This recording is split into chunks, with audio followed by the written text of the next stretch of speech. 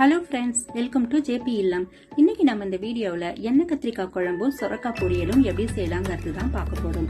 இந்த வீடியோவை நீங்க முழுசா பார்த்துட்டு உங்களுக்கு பிடிச்சிருந்ததுன்னா சப்ஸ்கிரைப் பண்ணுங்க.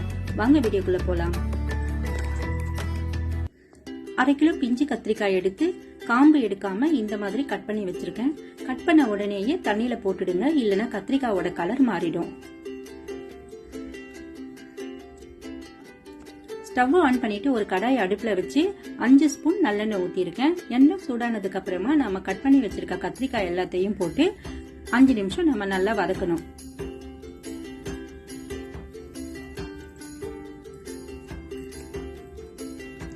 என்னோட வீடியோஸ் பார்த்துட்டு நிறைய பேர் கமெண்ட் பண்றீங்க, அது எனக்கு ரொம்ப சந்தோஷமா இருக்கு. அப்புறம் என்னோட சேனலை சப்ஸ்கிரைப் பண்ண எல்லாருக்குமே ரொம்ப நன்றிங்க. இதே மாதிரியே உங்களுக்கு என்னோட வீடியோஸ் பிடிச்சிருந்ததுன்னா லைக் பண்ணுங்க, ஷேர் பண்ணுங்க, கமெண்ட் பண்ணுங்க, சப்ஸ்கிரைப் பண்ணுங்க. கத்திரிக்காய் நல்லா சுருங்கி வரணும், அது வரைக்கும் நம்ம வதக்கணும்.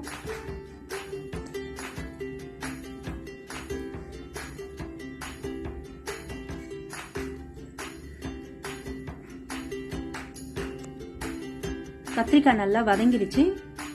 இப்ப நாம இத வேற ஒரு பிளேட்டுக்கு மாத்திக்கலாம். அதுக்கப்புறம் அந்த கடாயில இருக்க எண்ணெயிலே நாம குழம்பு செய்யலாம். உங்களுக்கு தேவைப்பட்ட இன்னும் கூட கொஞ்சம் எண்ணெய் ஊத்திக்கலாம்.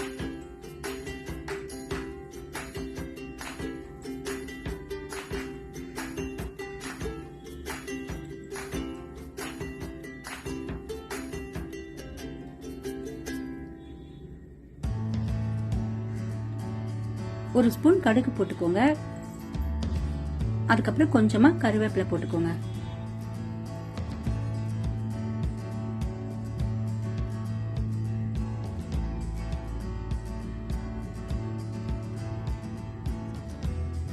அதுக்கப்புறம் 2 பெரிய தக்காளி கட் பண்ணி வச்சிருக்கேன், அதையும் போட்டு வதக்கிக்கலாம்.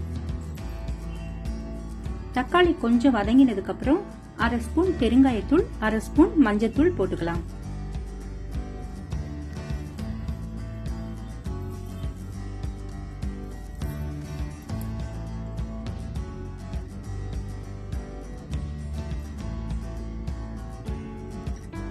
அதுக்கப்புறம் தக்காளி சீக்கிரமா வதங்கறதுக்காக கொஞ்சமா உப்பு போட்டுக்கலாம்.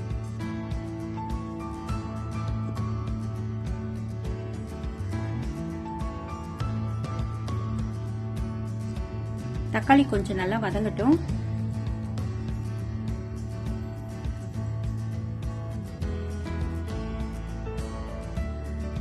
அதுக்கப்புறம் நான் 2 ஸ்பூன் குழம்பு மிளகாத்தூள் போடுறேன். நீங்க உங்க காரத்துக்கு ஏத்த மாதிரி போட்டுக்கோங்க. கொஞ்ச நேரம் நல்லா எண்ணெயில கலந்து விட்டுக்கோங்க. அதுக்கப்புறம் ஒரு பெரிய நெல்லிக்காய் சைஸ் புளி கரைச்சி வச்சிருக்கேன். சுடுதண்ணில ஊற வச்சு கரைச்சி வச்சிருக்கேன். அதை இப்ப ஊத்திக்கலாம். இதெல்லாத்தையும் ஒரு வாட்டி கலந்து விட்டுக்கோங்க. அதுக்கப்புறம் குழம்புக்கு தேவையான அளவுக்கு உப்பு போட்டுக்கலாம்.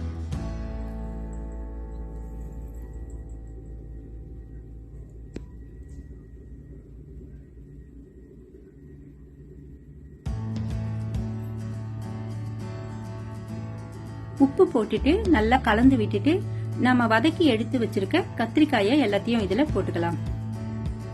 கத்திரிக்காயை போட்டதுக்கு அப்புறமா நான் எப்பயுமே காரக்குழம்புல கடைசியா சேர்க்கிற வெந்தயமும் கடலை பருப்பும் வறுத்து அரைச்ச பொடிய 1 ஸ்பூன் போட்டுக்க போறேன்.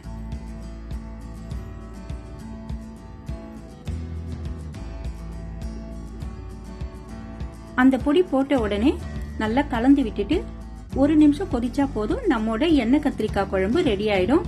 வேற ஒரு பாத்திரத்துக்கு நம்ம மாத்திக்கலாம். அதுக்கப்புறம் நான் சொரக்காய் பொரியலுக்கு 50 கிராம் வேர்க்கடலையும் 5 காஞ்ச மிளகாயும் வெறுங்கடாயில வறுத்துட்டு வச்சிருக்கேன். வேர்க்கடலையோட தோல் எடுத்து வச்சிருக்கேன். அது ஒரு மிக்ஸி ஜார்ல சேர்த்து கொரகொரப்பா அரைச்சிட்டு வந்துடலாம்.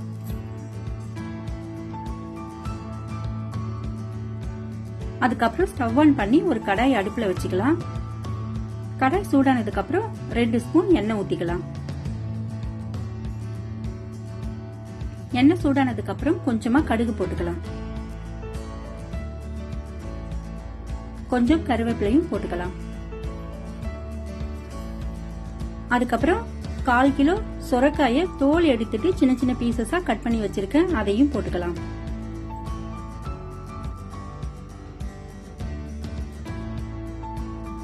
போட்டுட்டு நல்லா கலந்து விட்டுக்கோங்க.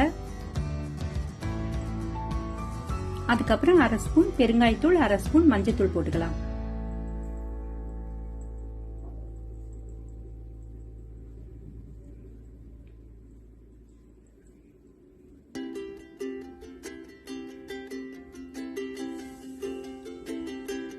மஞ்சத்தூளும் பெருங்காயத்தூளும் போட்டதுக்கு அப்புறம் நல்லா கலந்து விட்டுக்கோங்க.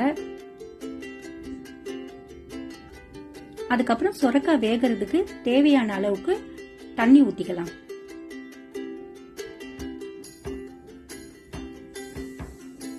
அரை டம்ளர் அளவுக்கு ஊத்தினா போதும். அதுக்கப்புறம் உப்பு போட்டுட்டு நல்லா கலந்து விட்டுக்கோங்க. உப்பு போட்டு கலந்து விட்டுட்டு ஒரு மூடி போட்டுட்டு 3 நிமிஷம் வெந்தா போதும். சொரக்காய் வெந்துரும். அதுக்கப்புறம் நம்ம அரைச்சி வச்சிருக்க வேர்க்கடலை, காஞ்ச மிளகாய் பொடியை இதுல போட்டு நல்லா கலந்து விட்டுக்கலாம். இப்ப நம்மோட சொரக்காய் பொரியலும் ரெடி ஆயிடுச்சு. இதே மாதிரியே எண்ணெய் கத்திரிக்காய் குழம்பும் சொரக்காய் பொரியலும் நீங்களும் உங்க வீட்டுல ஒரு வாட்டி செஞ்சு பாருங்க. ரொம்ப நல்லா இருக்கும். தேங்க்யூ.